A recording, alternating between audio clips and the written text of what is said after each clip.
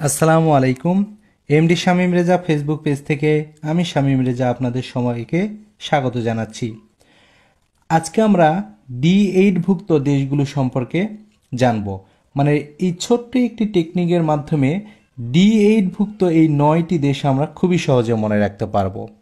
তবে আরেকটি কথা বলে রাখা ভালো যে এর আগে D8 ভুক্ত দেশ ছিল মোট 8টি। বর্তমানে D8 ভুক্ত মোট দেশ 9টি। সর্বশেষ দেশ হলো আজারবাইজান। 24 সালে এই আজারবাইজান D8 ভুক্ত দেশের মধ্যে অন্তর্ভুক্ত হয়।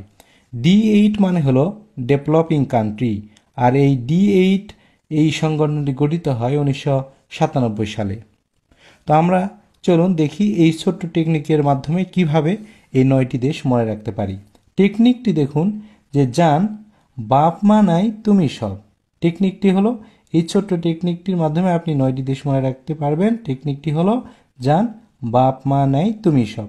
এই জানের জান দিয়ে আজারবাইজান, আর বাপের বয়াকার দিয়ে বাংলাদেশ, প দিয়ে পাকিস্তান, মাতে মালয়েশিয়া, নায়ের না দিয়ে নাইজেরিয়া, রস্বই দিয়ে ইন্দোনেশিয়া, আর তুমি দিয়ে তুমির, তু দিয়ে তুরস্ক যেটির রাজধানী ইস্তাম্বুল, মি দিয়ে মিশর, আর রস্বই দিয়ে ইরান।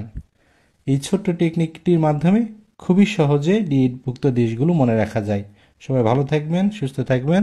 আল্লাহ হাফিজ।